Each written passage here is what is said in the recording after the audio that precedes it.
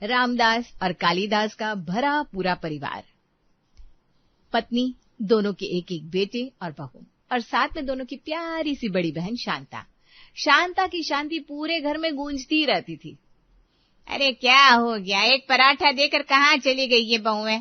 रसोई में आटे का अकाल पड़ गया है क्या? अरे बुआ जी, वो क्या है ना, घी का नया डिब्बा खोल रहे थे तो देर हो गई, बस अभी लाई। अरे सब पहले से करके रसोई को फिट रखा करो। ये क्या, कभी भी घी खुल रहा है कभी आटा। चलो जल्दी जल्दी लग जाओ। तभी आ जाते हैं रामदास और उसकी पत्नी कमला। ये क्या है कमला, ये क्या तरीका है तुम लोगों का? शांता बहन की प्लेट खा लिया, कितनी बार कहा है बहन खाना खाने बैठे तो पूरा परिवार लग जाया करो। हाँ, लेकिन रीना खिला तो रही है खाना। अरे रीना खिला रही है मतलब रसोई से बहन की प्लेट तक कम से कम 2 लोग और लगाओ, पराठा बिल्कुल ठंडा ना हो, क्यों बहन? शांति खुश हो जाती है। सही कह रहे हो भाई।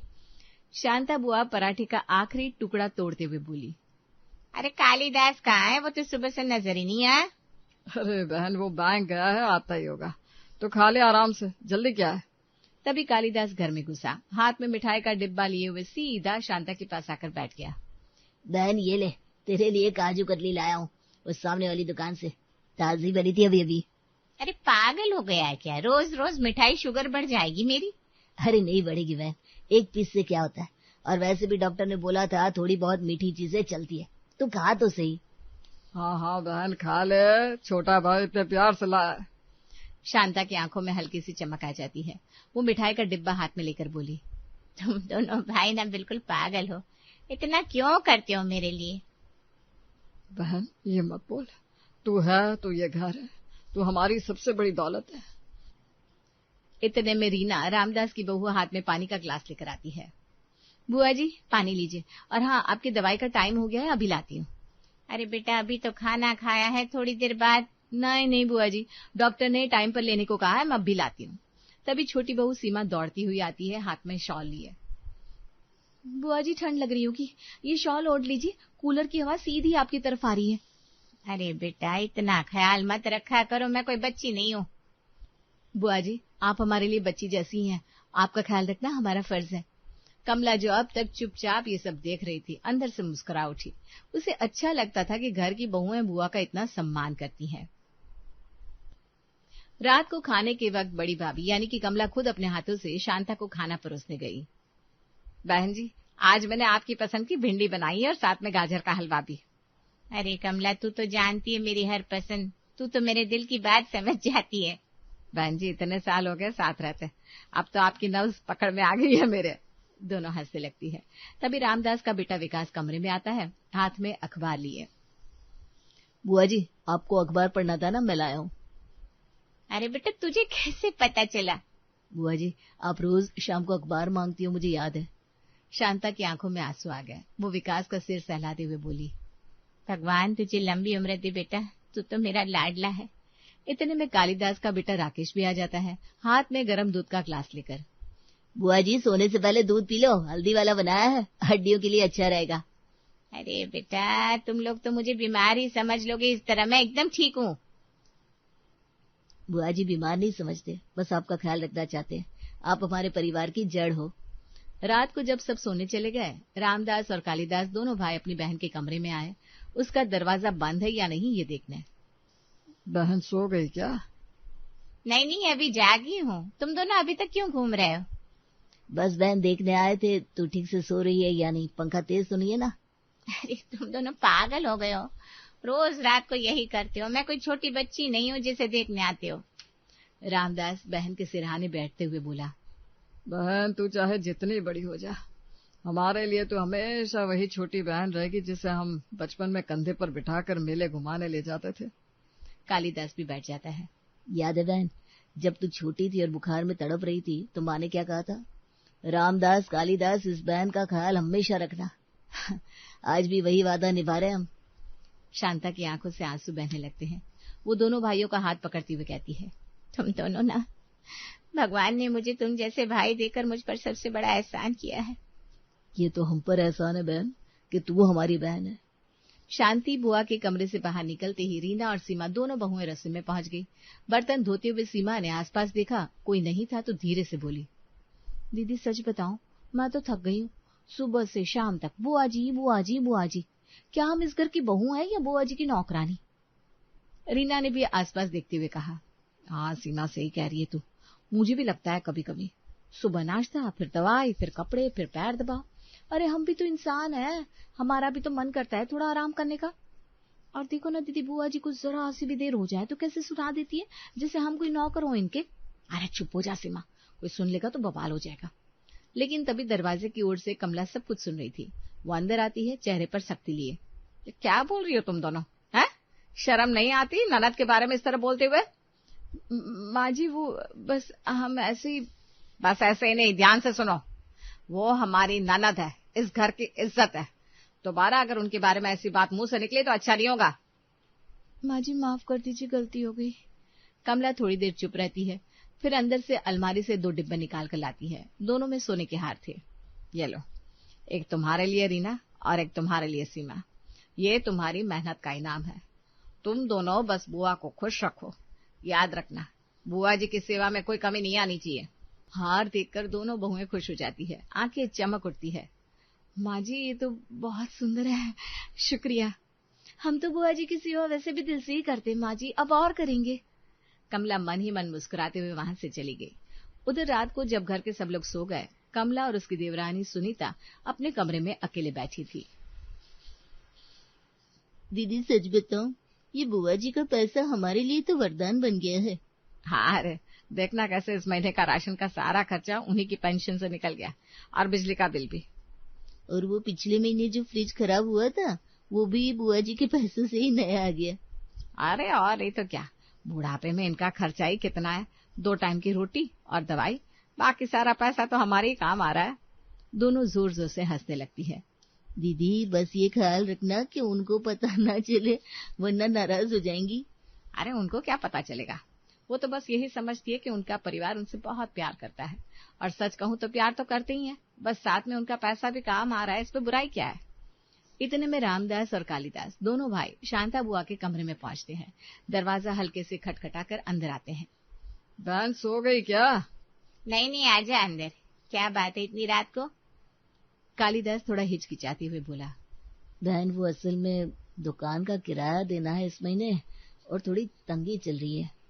हाँ बहन, और बच्चों की स्कूल की फीस भी भरनी है, अगर तू थोड़ी मदद कर दे तो। शांता तुरंत अपने तकिए के नीचे से पैसों का लिफाफा निकालती है। अरे इसमें पूछने की क्या बात है, तुम दोनों मेरे भाई हो, ये पैसा तुम्हारा ही तो है, रखो ये। बहन तू सच में माँ के बाद हमारी दूसरी माँ है, तेरे बिना पता नहीं ये घर कैसे चलता। हाँ बहन, तू ना होती तो अनाथ जैसे होते। शांता की आंखों में आंसू आ गए। ऐसा मत बोलो, मैं जब तक जिंदा हूँ तुम दोनों को कोई तकलीफ नहीं होने दूंगी। दोनों भाई पैसे लेकर कमरे से बाहर आते हैं। बाहर उनकी पत्नियां पहले से खड़ी इंतजार कर रही थी। मिल गए पैसे? हाँ भाई मिल गए, बहन ने बिना पूछे दे दिए। चारों एक कोने में जाकर पैसे गिनने लगते हैं और आपस में बांट लेते हैं। चलो अब इस महीने की किस्त भी निकल जाएगी। उधर दूसरे कमरे में शांता बुआ अगली सुबह की तैयारी में लगी थी। उन्होंने घंटी बजाई।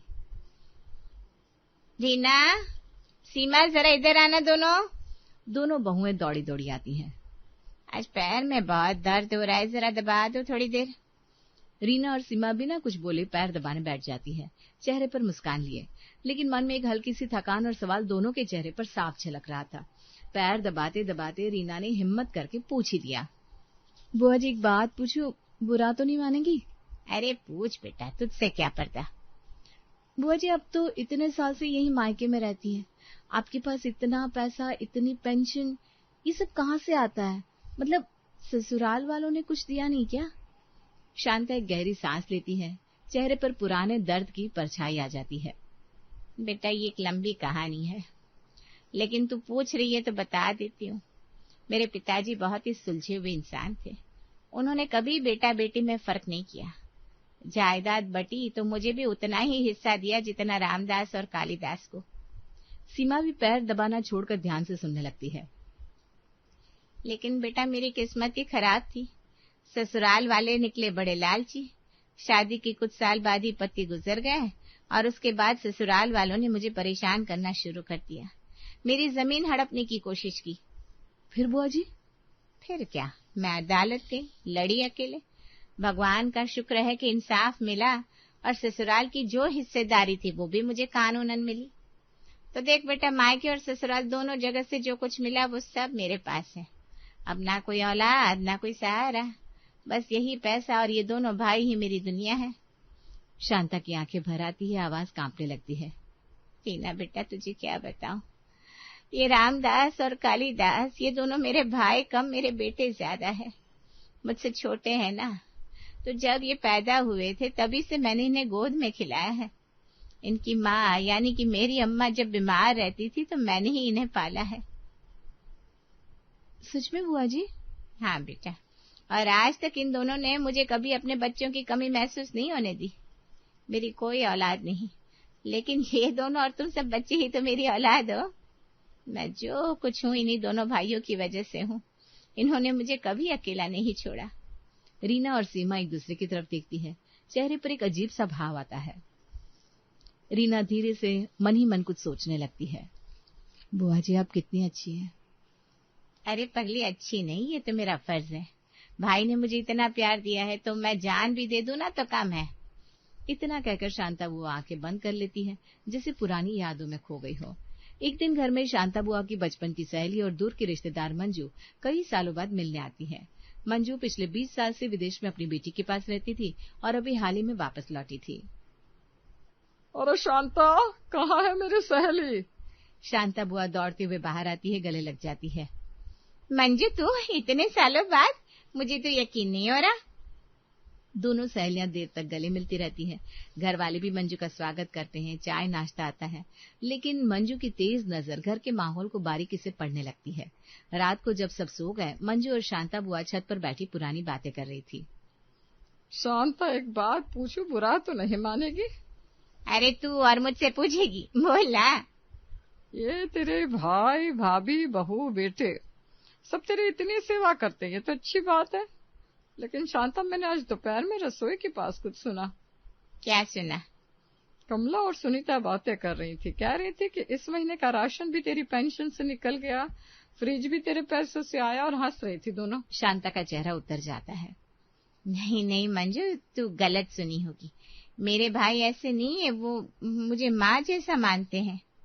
शांता, मैं झूठ क्यों बोलूंगी?